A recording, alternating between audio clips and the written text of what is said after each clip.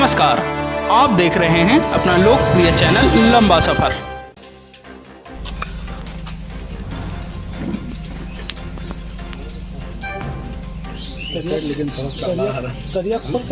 बताइए आज का प्रेस कॉन्फ्रेंस का मुख्य उद्देश्य। आज बीसल सिजवा क्षेत्र के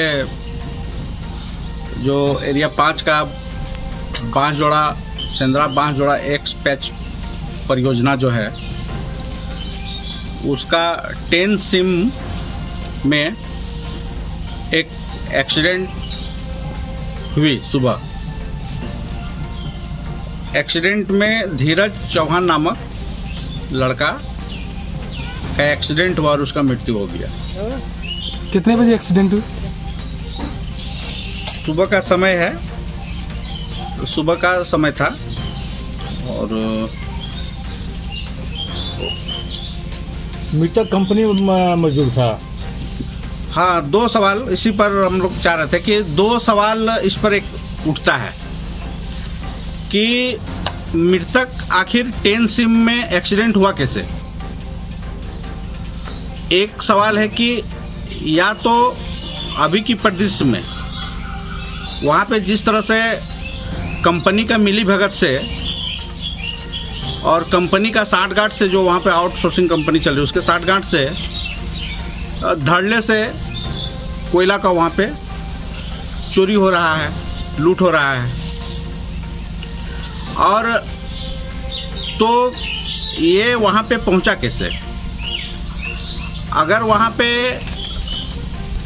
अगर कोयला चोरी करने ये नहीं गया या कोयला चोरी नहीं हो रहा है तो धीरज चौहान वहां पे कैसे पहुंचा 10 सिम के माइंस में? उसका एक्सीडेंट कैसे हुआ? और अगर मजदूर कर्मी है, अगर कंपनी का काम करने के लिए अगर वहां पे गया है तो हम इतना ही मांग करते हैं कि उस मजदूर को लेबर कंपनसेशन एक्ट के तहत जो मुआवजा मिलना चाहिए वो मुआवजा मिलना चाहिए। और जो गाड़ी एक्सीडेंट की है उस गाड़ी एक्सीडेंट उसके अनुसार मामला लॉज होकर के उसका इंश्योरेंस जो बनेगा उसको इंश्योरेंस उस परिवार को मिलना चाहिए। मौके पर मौजूद लोगों का कहना है कि घटना बांसजोड़ा गोलाई के पास घटी है। आप बोल रहे हैं कि माइंस के अंदर घटी है। और चूंकि ये 10 सिम का घटना है, इसका वीडियो हम आप लोग को उपलब्ध कराते हैं कि घटना कहाँ का हुई है और संभवतः जो गाड़ी मारी है उस गाड़ी का भी नंबर,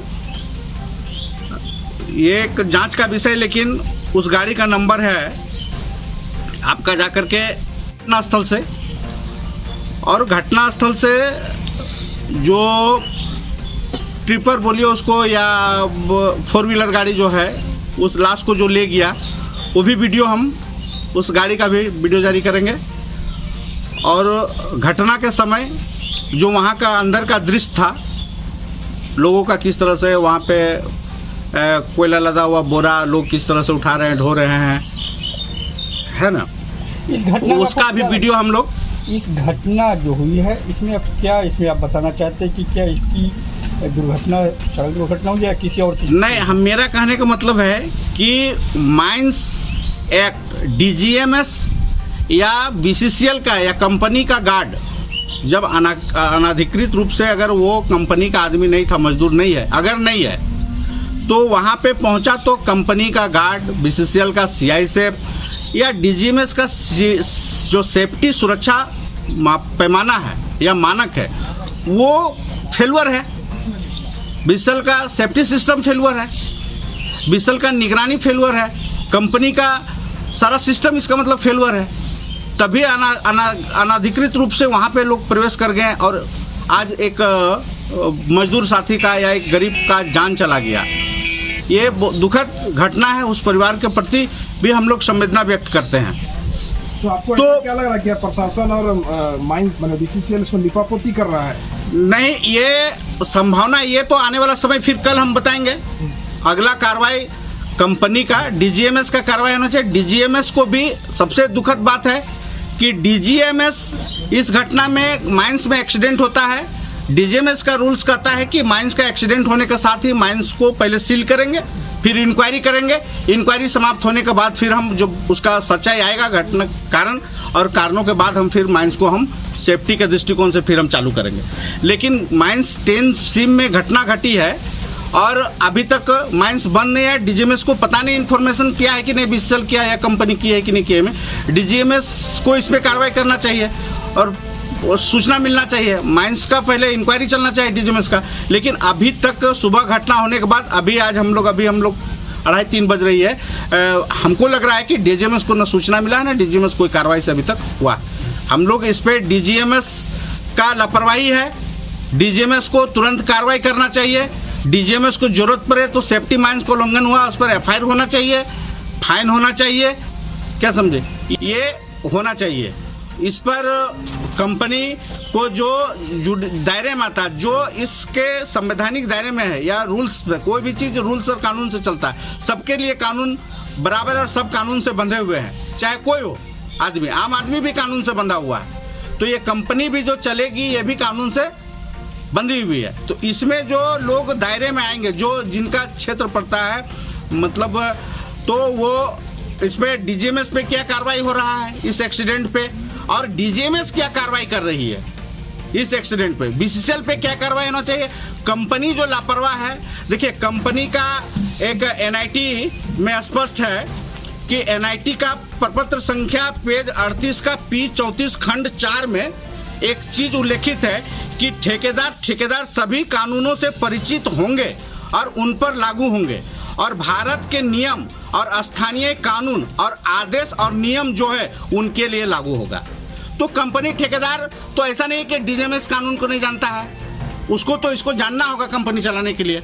आप इसका मतलब जान के घटना घटा है, आप सेफ्टी माइंस को उल्लंघन करते हैं, आप किसी भी एक्ट का उल्लंघन करते हैं, आप आईपीसी का उल्लंघन करते हैं, आप सिविल कोड एक्ट का उल्लंघन करते हैं, आप माइनिंग एक्ट का करते हैं, आप लेबर एक्ट का करते हैं, आप डीजीएमएस एक्ट का करते हैं, माइनिंग एक्ट का करते हैं, पोल्यूशन एक्ट का करते हैं, चाहे जिस तरह का भी मोटर व्हीकल एक्ट का करते हैं, तो आप अगर कानून आपको बोलता है उसका कानून का उल्लंघन नहीं कर सकते हैं। इस घटना में किसे जिम्मेवार मानते हैं?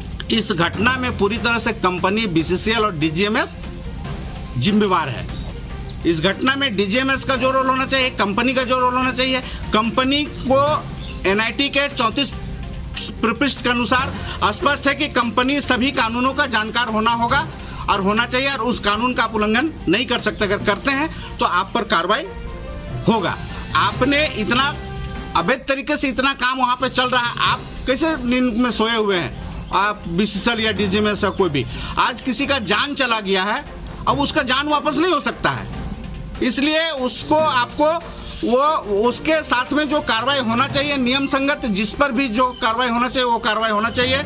और एक और चीज है, इतना घटना के बाद भी हम एक वीडियो और जारी करेंगे, आज का ही वीडियो जारी करेंगे कि किस तरह से कंपनी का ये प्रपत्र संख्या आपका जाकर के पेज है 88 एनआईटी जो है सिंदरा बांसजोड़ा एनआईटी का जो एक्स पेज का एनआईटी है उसका पृष्ठ संख्या 88 में वो इसमें स्पष्ट फिर एक चीज लिखा हुआ है कि डीजीएमएस के सवाल पर है कि विस्फोट के छेदों एवं विस्फोट को चार्ज करना, खुदाई करना, कोयले की लोडिंग, लगातार पानी का छिड़काव, आग आदि बुझाने के लिए ब्लास्ट किया हुआ कोयला निविदाकार को यह सुनिश्चित करना होगा कि आग पूरी तरह से चेहरे से कोयले के परिवहन से पहले बुझी हुई भूतल डंप पर आग की प्रकट नहीं होनी चाहिए। मतलब बिना आग को बुझाए हुए ना आप काट सकते हैं ना बुझा सकते हैं डीजीएमएस। लेकिन आज हम एक वीडियो फिर इसमें जारी करेंगे, अभी आपको देते हैं एक वीडियो कि किस तरह से आग लगा हुआ फुल्ली आग को